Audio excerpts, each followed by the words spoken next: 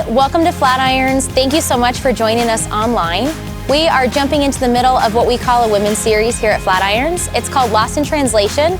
And what we're doing is we're taking different stories of women in the Bible to look at what God had originally intended for us. And so as we do that, if there are things that come up for you or if you have questions, we would love to connect with you on our website, flatirons.com, or any of our social media platforms. Again, we're so excited you're here, and we hope you enjoy.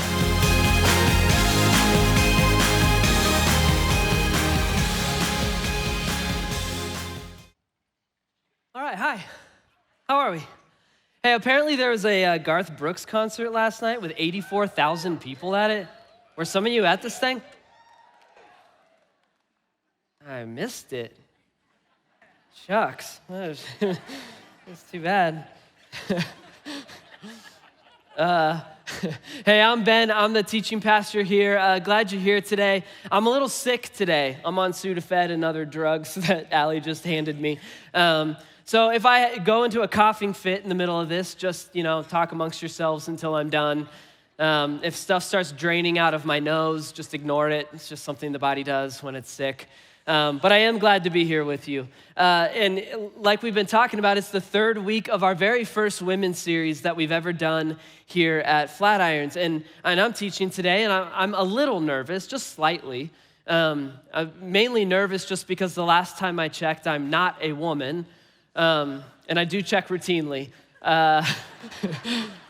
Instead, I am a 33-year-old man. I like a good IPA. I love baseball and rock climbing, and I think America's national treasure of cinema is Dumb and Dumber. So I'm just a dude. So yeah, a little bit nervous, but I'm way more excited than I am nervous. And here's why I'm excited. It's because although I cannot speak from personal experience of being a woman, I can definitely share what God has to say about being a woman, and he's got great things to say. And so that's all I'm going to do today. I'm going to share what God has to say about biblical womanhood, not what Ben has to say, not what Flatirons has to say, just what God has to say, because he says great things. And he says that he created you, women, and that he created you on purpose and for a purpose, and he adores you, and he wants good for your life. And that's just good. So how could I not be excited to share that with you? And so that's all I'm going to do today. Lindsay Heslop, who taught last weekend, and in my opinion did a fantastic job last weekend. Yes. I love when you clap because it gives me a chance to drink.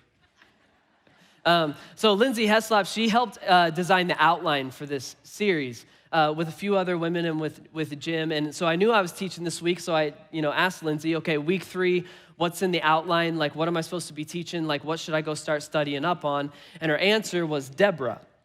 Now, I don't know how familiar you are with your Bible, but Deborah is found in the book of Judges. It's a great story. You should go read it sometime. But spoiler alert, the story ends with a woman named Jael who sneaks up on a man who's asleep on the ground. She takes a tent peg and a hammer, and she drills the tent peg through his temple and nails his head to the ground. Just seemed like an intimidating first talk to give to women. So cautiously, I asked Lindsay, after checking my surroundings for tent pegs and hammers, I asked, can we change week 3 maybe just a little bit? I think I was nervous that if I did something wrong at home with Allie, then I would wake up the next morning permanently attached to my pillow. I'm kidding, kind of. I did ask Lindsay if I could change what we were talking about today. Not for that reason. The real reason is because I got excited about something I was studying in the Bible. And it's something that God has to say to women. It's something that I believe has been lost in translation, and I want to share it with you today. To do that, we all have to get on the same page with something real quickly. So in the Bible typically refers to God using terms and metaphors that are masculine in nature, right? That's the typical. So God says he is our father, and God says he is our king. He says he's like a shepherd who guards his flock. And then when we refer to God, we're supposed to use masculine pronouns, he, him, his. And then, of course, when Jesus came to earth physically thousands of years ago, he was in a man's body. All right, so we're supposed to think of and call God our Father and our King. But at the same time, God doesn't have a physical body. All right, so he's not a male in that sense. Jesus himself says this. He says, God is spirit, and his worshipers must worship in spirit and in truth. And this concept is found all throughout the Bible. It's this truth that God is spirit. He's not intrinsically male or female in like the natural, physical, anatomical sense. Right? Ben, why are we talking about this? Well, it's because I think it's important to remember. Because whenever we forget, or maybe we were never even told that God is spirit, when we let go of that truth and slip into believing that God is like a physical, anatomical male, when that gets lost in translation, we wind up with a bad translation. And the bad translation goes like this: God is a man, and therefore women cannot reflect God as well as men can. And that's not true. Why? Well, because God is spirit. This is why, like we've talked about for the last couple of weeks, this is why God can create both men and women, and they both equally reflect his image and his likeness, because he is spirit. The bad translation says that women cannot reflect God as well as men can, but the truth is that God is spirit. And therefore, God created men and women to reflect him in unique but equally important ways. And that's kind of the foundation that we all have to be on the same page on for the rest of this talk. It's this: women, you were intentionally designed by God in order to reflect parts of his character to the world and the people around you. And you are actually, there's actual specific characteristics and attributes of God that you were uniquely designed to reflect. It's not to say that men aren't also supposed to reflect these. It's only to say that you were uniquely created to reflect certain attributes of God. And that's what I want to zoom in on. I want to answer a simple question today, which is this: what is one attribute of God that women uniquely reflect? You were designed for it. To answer that, I want to look at some of the times in the Bible where God uses a feminine metaphor in order to point us toward his true nature. So yes, most of the time it's father and it's king, it's shepherd, it's these masculine images, but not all the time, because God is spirit. And I want to read through some of these feminine images of God together, because as we read these, I think you're going to see some common themes threading its way through these verses. So I want to look at some of these. Remember, this is God himself trying to reveal aspects of his nature by using feminine imagery. So he says this, he says, "As a mother comforts her child, so will I comfort you. And can a mother forget the baby at her breast and have no compassion on the child she's born? It was though she may forget, like though a broken, sinful human mother might forget, God says, I will not forget you." God is like the ideal mother in the sense that he comforts us and he will not forget us. And when we're in times of need, we can rely on him for that comfort and that compassion. Here's another one. This is earlier in the Bible. A guy named Moses compares God to a mother eagle. That's pretty cool. And Moses says that God shields us and cares for us and guards us like an eagle that stirs up its nest and hovers over its young, that spreads its wings to catch them and carries them on its pinions. It's the image of a mother eagle stirring up the nest, aka kicking the eaglets out of the nest so that they can learn to fly. And then they hover there so that when they inevitably begin to flutter and fail, mom is there to swoop in and catch them. God says, I'm kind of like that. God guards us and comforts us while also training us and challenging us to better and bigger things. Even Jesus himself uses a feminine image at one point. He's looking at the city of Jerusalem, and he's thinking about all the people who live in Jerusalem. He's thinking about how he's about to be murdered by the very people he came to save. And while he's mourning that fact, he says this. He says, "Oh, Jerusalem, Jerusalem, you who kill the prophets and stone those sent to you, how often I've longed to gather your children together as a hen gathers her chicks under her wings, but you were not willing." Jesus himself compares himself to a mother hen, wings spread, offering safety and protection if you'll only accept it. This happens all throughout the Bible. All right, God calls himself he says he is like a caring midwife. So the very first person to care and comfort for a helpless newborn. He compares himself to a mother bear who, if robbed of her cubs, will turn and tear open her enemies. That one's dope. But this happens all throughout the Bible, and I could go on, but instead I think we already see some themes threading their way through these verses. It's pointing us to the truth that God is our fierce comforter. He guards us, he protects us, and he trains us up. And he does all of this from a strong place of compassion. He's fierce. He is our fierce comforter. Fierce as in, do not mess with the people under his care. You'll regret it. And when God wants to drive home the point that he is our fierce comforter, he often uses feminine imagery. Which means if we go back to my question, which is this, what is one attribute of God that women were uniquely designed to reflect? Well, according to the Bible, one of those answers can be women were uniquely created to be fierce comforters. This is one of the things you were designed for by God. Quick time out, because I'm sensitive to any of the women in the room who have walked through something like this. I want to point out that even though God uses the metaphor of a mother in those verses, this is still for all of the women in the room. Right? So God is not saying that you cannot reflect the image of God until you become a mom. He's not saying that, and we have to connect those dots.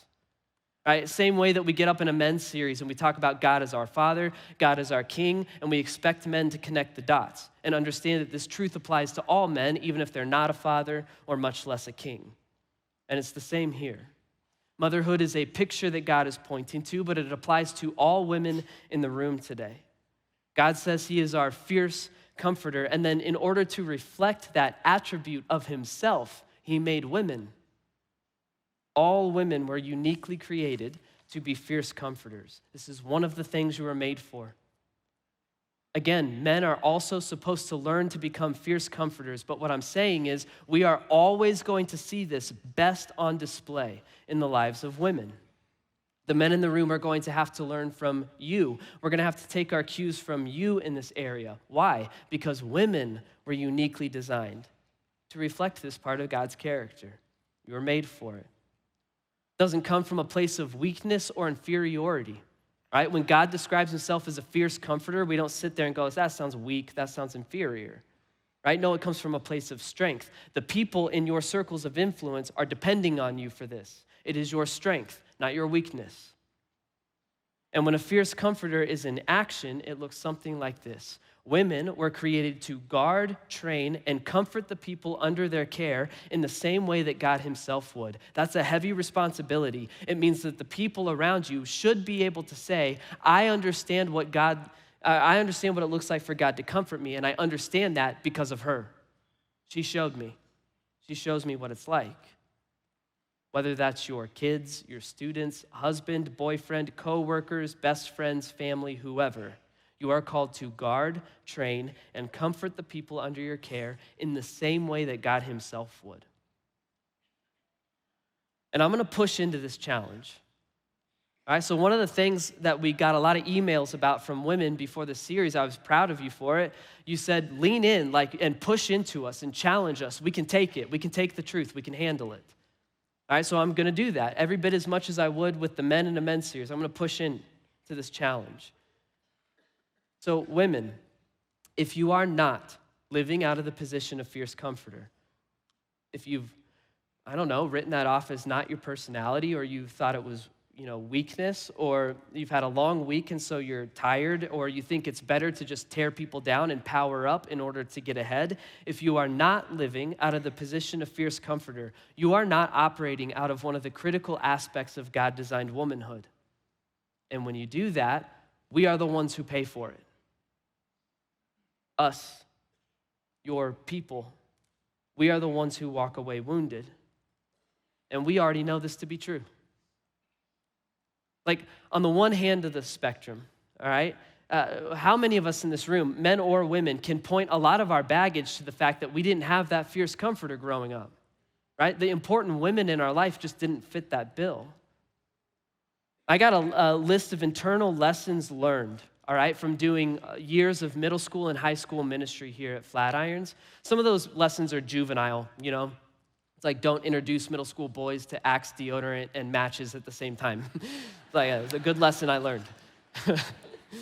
But other lessons I learned are important, and they were painfully learned. And one of those lessons is this. When a kid does not have a strong woman as a fierce comforter in his or her life early on, those kids have a lot to bounce back from. I've just seen it. I've done ministry with them.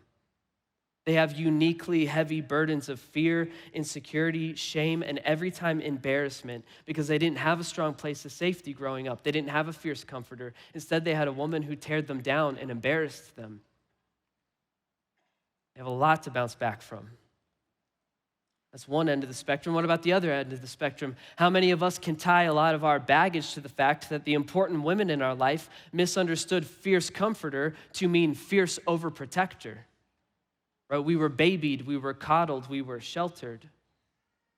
Got to understand that comforter and overprotector are two very different things. When God refers to himself as a mother eagle who kicks eaglets out of the nest to teach them to fly, we don't read overprotector into that verse. Right? So a fierce comforter says to the people under her care, she says, you're going to fall when you learn to fly. I am here to ensure that you will not fall to your death. An overprotector just never stirs the nest, never encourages and pushes and challenges and trains her people towards greater, bigger things. As you can see, one of these is based out of weakness. That's the fierce overprotector. And the other is based out of strength. It's the fierce comforter. Women, when you don't get this fierce comforter thing right, when you don't understand that women were created to guard, train, and comfort the people under their care in the same way that God himself would, when you get that wrong, we are the ones who pay for it. Your friends won't trust you behind their backs. Your husbands, your boyfriends will feel like they're partnered with an enemy. Your children will either be deeply wounded or deeply babied, you name it. We are the ones who pay for it. Then on the other hand, though, when you get it right, we are the ones who benefit from it. I'll use my wife, Allie, as an example right now. She's not perfect by any means, but she's a good example of this. So as a mother, for example, she has a unique ability to comfort our kids. So let's say my kids are upset, they're scared in the middle of the night, and Allie is out of the house when I'm trying to get them down. I'm gonna be in their room thousands of times that night, each time as diplomatically and as sweetly as possible, telling them like, just shut up and go to bed, right? And I'll answer the question thousands of times, but when is mom getting home? I just wanna see mom, when is mom getting home? Hours later when Allie gets home, she can walk in the room one time and just tell them they're gonna be okay and they're fast asleep. As it should be, she is their fierce comforter. As a friend, Allie's friends would describe her as wise and discerning and kind and caring, open arms, listening ears, a lot of truth, a lot of grace. As it should be, she is their fierce comforter. And then as a wife, and for all of the wives in the room, I hope you understand that you really do have this capability in your husband's life. But as a wife, Allie can spur me to action like no one else I got on this planet. The right word from Allie at the right time can change everything. In fact, I was writing this talk earlier in the week, and if I'm being honest, I was having a terrible week. And I'm writing this talk, and I get a random text from Allie. And she didn't know yet what I was studying or teaching on, so she wasn't like cheating or anything. But she sent me this text, and it just reads this. It says, I just want to let you know I appreciate you and the fact that you're working so hard. You're a good man and husband and dad, and we're lucky to have you. It's out of the blue. Now, before you think she's just this golden wife, she will also send me texts that are like, you're gross and weird, or get the groceries or else, or whatever, right? But the point is, when she says stuff like that to me, I really do, I change, I sit up straighter, I feel ready to take on anything, and every husband in the room knows exactly what I'm talking about. We'll walk into anything for you. Anything on behalf of our family, any difficulty, any battle, if we just know you got our back. As it should be. Allie is my fierce comforter. Again, she's not perfect. She's just a good picture of the fact that when women get this right, everyone benefits. Women, you benefit because you're operating by the manual. You're operating out of God-designed womanhood. And then we, your people, we benefit because we are being challenged by you towards greater, bigger things. And at the same time, you're flying above us, hovering, ready to swoop in and catch us and reinforce us when we start falling to our deaths. You are our fierce comforters. Women were created to guard, train, and comfort the people under their care in the same way that God himself would. You are made for it. And I think that sounds good. I think most people realize that sounds good. Most of the women in the room are going, I should do that better, or I didn't know that was true, but now I would like to do that. Basically, I think there's very few women in the room who are going, yeah, if I became a fierce comforter, that would just be bad for everyone, right? So it sounds good, but at the same time, it would be unfair of me to not give you a warning. And the warning is that stepping into this God-designed role of fierce comforter, it comes with risks. Right? In the same way that in a men's series, we get on stage and say, like it or not, you were designed to be the primary responsibility of leadership in your home. That comes with risks. Risks which many of us have decided to step into. In the same way, stepping into being a fierce comforter comes with risks. And I think probably the number one biggest risk is that it can be an isolating role to play. It can be lonely. I have this memory stuck in my head. This happened when I was probably about 8 years old, all right? And I still see it clearly. I'm 8 years old. I'm in my house in Texas, and my mom is on the phone, right? One of those cool early 90s landline phones with like the clear casing with colorful wires in it. You can see the inside of the phone. Some of you know exactly what I'm talking about. She's on the phone with her brother. That's my uncle. This guy had been essentially for his entire life a heroin addict, in and out of the prison system, homeless. A few years ago, it caught up with him. He died of a heroin overdose. At the time, though, my mom is talking to my uncle on the phone, right? And I can still see this like so clearly because he's obviously delivering more bad news about his life to his sister. And I see it perfectly. It's like the spiral cord of the phone was all twisted and knotted in on itself, so you couldn't really leave the wall very far. So my mom is sitting on this little blue stool right by the wall on the phone with my uncle, and she's just sobbing. And 8-year-old me is just watching her cry from around the corner in the hallway. And Dad's not home. He's not there to help, and I don't know what to do. I'm just 8. And so I go back to my room, and I just sit on my bed, and I remember feeling disturbed and feeling unhelpful. And it's not until now, as an adult, that I can kind of articulate why I felt so disturbed and unhelpful, but it's because of this. It's because Mom is our fierce comforter. And so when Mom needs comforted, who does she have? The sentence in my mind, it wasn't in my mind at 8 years old, but basically what I was wondering was this: who comforts the comforter? The risk of stepping into God-designed womanhood and the role of being a fierce comforter, the risk is isolation. I get it. It could be a very lonely role to play. I mean, let's face it, I'm assuming for most of the women in the room, the men in your lives, we're all playing catch up when it comes to being your fierce comforter. Like, it's just not in our wiring typically. At least it's not in mine. Like for the men in the room, how many of you can relate to this? So whenever Allie is really, really upset, I jump into fix-it mode, right? I want to become her fierce problem solver. Right? So she's upset and she's crying, and I start interrupting every single time I haven't learned my lesson. And I interrupt and I go, first of all, Allie, stop crying because I don't know what to do when you cry. So knock that off. You can see this goes well for me every time. So stop doing that, and here's why. Because we can fix it. Here's what you say to the person that upset you, or here's what we're going to do to fix this problem. It's going to be all right. And then every single time, somewhere in the middle of all my rambling, she always cuts me off, and she says the same phrase. We've all heard it, men. She goes, Ben, I don't need you to fix this problem right now. I just need you to listen. And then all the women in the room, yes. Yeah, I don't need you to fix the problem. I need you to listen. And then I spend the next hour, every 5 minutes I go, yeah, but nope. I'm listening, right? But it can be isolating. Like all the men in the room have experienced that. Whenever Allie says that to me, when she says, I don't need you to fix the problem, I need you to listen, what she's doing is basically in the moment, she's trying to teach me how to be a comforter in a time when she needs it.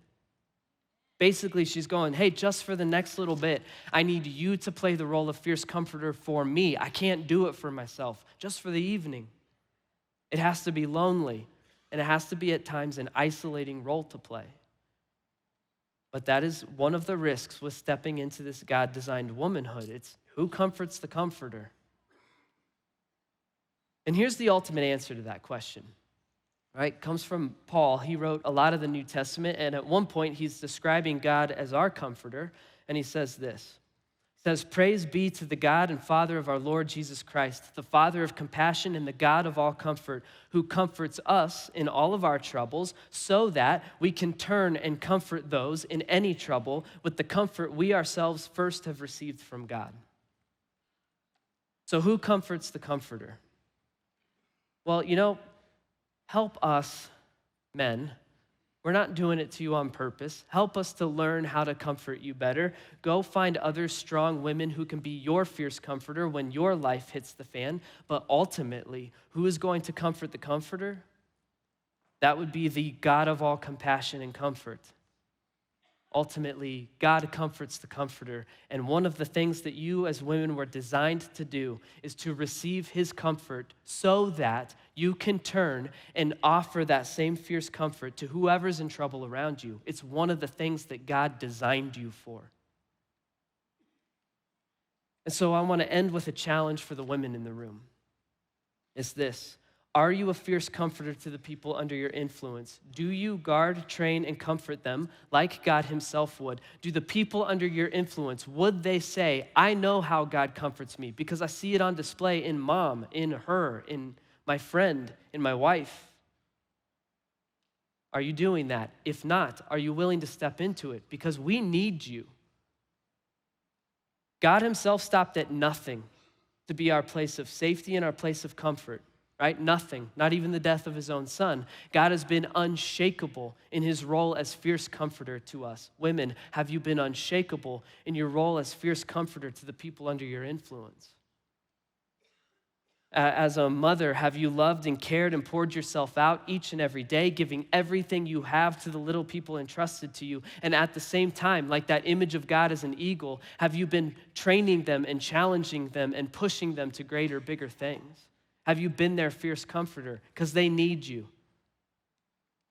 As wives, have you used your voice to encourage your husband and challenge him? Have you spurred him on towards greater things for the sake of your family? Or have you used your voice to manipulate him or ridicule him or minimize him and tear him down? Don't do that to him. He needs you as his fierce comforter.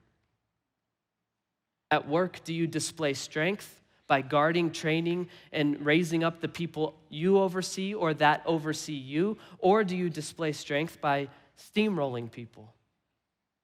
As a friend, as a neighbor, are you a place of safety and shelter? Or are you the one who's gossiping and tearing people down? Listen, your people need you.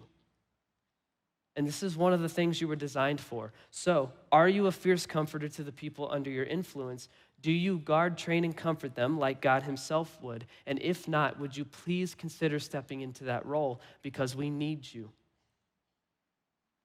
Let's pray together.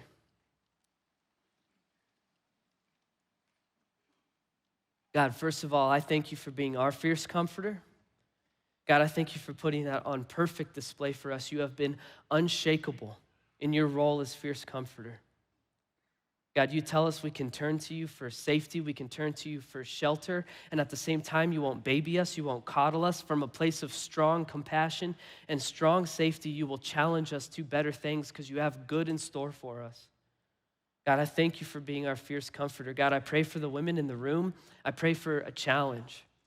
God, I pray that you speak to their hearts and illuminate ways in which they have not been good, fierce comforters, illuminate ways in which they've been great, fierce comforters, and then walk with them on this journey of stepping into God-designed womanhood and operating out of the place that you made them for, this fierce comforter role.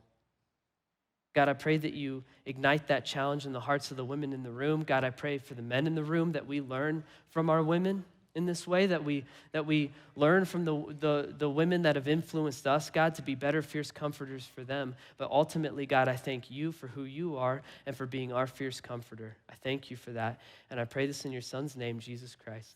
Amen. Amen.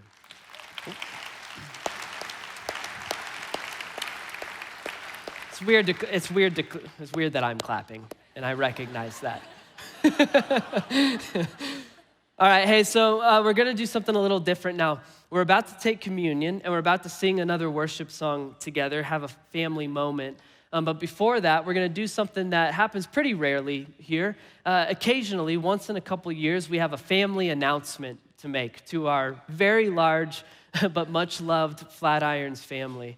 And this is one of those weekends. And so what I'm going to ask you to do is I'm going to ask you to wait for a second. We're going to have communion and then a worship song. But for right now, could you please sit tight and listen to this family announcement from our lead pastor, Jim Bergen.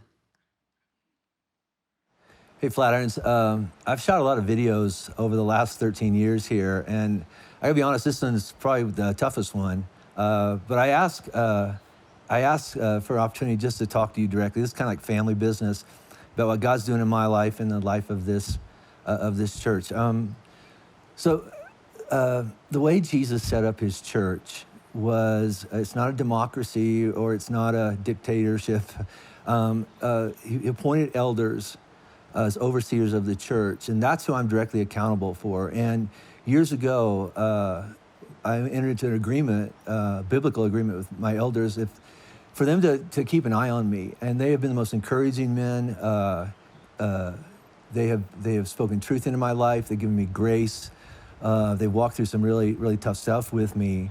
But one of their roles also is to see maybe my own blind spots, where things are going on and I'm not aware of, usually because my head's down and I'm just trying to plow ahead. So this past Tuesday, in our elders meeting, these men who love me, probably as much as my own family loves me, they sat me down and said, "Hey, Jim, you're really tired." I think they used the word exhausted, and we want you to take a breath. We want you to take a break. We want you to take a 6-month sabbatical. And I'll be honest with you, it felt more like an intervention than a loving confrontation. And I do what I always do. I wanted to warrior up and go, no, that's for weak people. That's for church leaders that fall apart and screw up their marriages. I'm tired, but I'll be fine. And they was like, no, this is right. And so after the initial shock of that, I started looking at my life and looking at the last couple of years here at Flatirons, and I need a break. I've been doing this ministry thing for 35 years now. I think 1 year I've taken all my vacation, and if you ask my family, how was that? They would say he was still at Flatirons. He was still writing sermons. He was still programming. He was still checking in on what was going on at Flatirons. And I love Flatirons with all my heart. And but it's kind of taken on a role in my life that is reserved for some other people. It's reserved for my relationship with Jesus. And it's reserved for my relationship with my family. And then Flatirons is right in there. And almost like an addiction. I think I'm addicted to Flatirons, and it's such a wonderful place. It's changed my life. It's changed so many of our lives. But I've got to get some stuff back into perspective. Over the last week since that meeting, I got to go down to Mexico City and spend time with one of my best friends and mentors, James Henderson. And he helped me unpack all what's going on. And, you know, a lot of times, and I'm sure this applies to all of us, but a lot of times as a man, I think that when I get tired, I should just push harder. And that's what I think I've done. What I wasn't aware of is that I was devastating people. My wife, I was withdrawing from my kids, and I was just running over people here on our staff. We have one of the best staffs of any church I've ever even heard about, let alone been a part of. And I was bulldozing them, and I was warrioring up, and I've crushed a lot of people. And what I want to do, let me say this: over most churches, when a pastor gets burnt out or tired or makes some mistakes, they just put him out to pasture, and all of a sudden he's just gone. And every time we turn on the news, it's like one more pastor fell apart. These men love me so much that before there's a moral failure, before there's a financial failure, before there's all this list of things that have taken leaders out, they said, let's get on the front end of that and let's take you out and let you rest for 6 months and disconnect from Flatirons so that I can come back. And that's what I'm going to do. I'm going to spend some time a lot of time alone with Jesus, reconnecting, a lot of time with Robin and my kids. I hope this doesn't hurt your feelings. They're more important than you. They're supposed to be, and they haven't been. And I need to get those things worked out. I'm gonna spend some time with some great mentors and teachers and some coaches. Probably gonna get a lot of counseling because I'm probably more jacked up than even I won't even admit. Here's what I want to ask. Again, I'm not going to be attending Flatirons, and that kind of has me kind of messed up because I don't like to go to church or any churches I know of. So I don't know what I'm going to do there. I won't be at Flatirons. But Ben is a really good teacher, and he's growing, and we're going to have some other teachers come in. And I heard Lindsay did a great job, and in a couple weeks, Gretchen is going to do a fantastic job. Probably that's probably one of the most difficult things in all this is, well, there's a long list of people I feel like I've let down. I've been looking forward to, I know I've been talking a lot of crap about the women's series and feeling scared. I've been looking forward to this so much, to speak to the women of our church about what God has for them, and the roles and the vision that this world has taken away from women. And I got to do that first one, and I loved it. And I don't get to do the rest of it. And I'm sorry. I'm not running away from you, I promise. If I could have voted, I would have said, let me finish out this series because this is so important. But I trust these men, and ladies, I hope you'll trust me. And you'll lean into this teaching. I don't know how to really wrap this up, except we have a really great staff, and we have really great volunteers, and that's who this church is. It's not me. And so I'm just asking you to really support them. And again, I know rumors are gonna take off about what's the real story. This is the real story. I'm tired. It's come out sideways. And before I run anything, some men in my life that I trust have said, you need to take a breath. Not an option. It's not optional. It's not someday. It's like started that day. And so I'm officially on sabbatical. I won't be at Flatirons. I won't be on social media. I've got to break that addiction. I won't be responding to a lot of correspondence. I know you're going to want to reach out to me with notes and emails, and you're welcome to do that. If I don't respond, it's not because I'm not paying attention or because you're not important. It's just I have to take a breath right now. I just want to end with this. I'm really sorry. Because I've let a lot of people down. My wife's sticking with me, and this is just tough on her. But I haven't been the husband I need to be. I haven't been the dad to Allie and Jordan and their spouses and their kids that I want to be a good pop. And I know some of you listen to this. I have run over you, and I've made you feel unimportant, and I've made you feel something very different than what God says is true about you. And I'm so sorry. And so here's my ask for these next 6 months. If you just pray for me and support me and the staff and leaders of this church, I promise I'll do all the work I need to do, and I'll come back, and I'll be the leader that you deserve. I'm not that leader right now. I feel very loved. I feel very well taken care of. But I'll be back. 6 months from now, when I stand on this stage again, a lot of healing is going to take place. A lot of learning is going to take place. A lot of listening is going to take place. I love you. I love this church. I love Jesus. I love Robin. I love my kids and my grandkids. I love the stories I get to hear about what God's doing in this place. And that's not over. I'm just going to take a time out so that I can come back and be the leader that you deserve and that God has entrusted to me. And I know we're going to do great. The best is still to come if we'll slow down and pay attention to what God's trying to say to us right now. And that's what I'm going to try to do. So I'll see you in 6 months. If you run into me in the grocery store don't act weird. It's just me. If you run into me at a ball game or at a Rockies game, and I'm available for any of those things, don't act weird. I'm gonna be all right. Rob and I gotta learn to fly fish this summer. That's our goal, which probably means a lot of trips to the emergency room.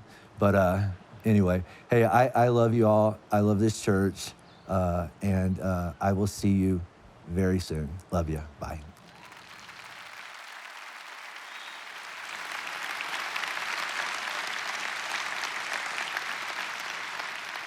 Yeah.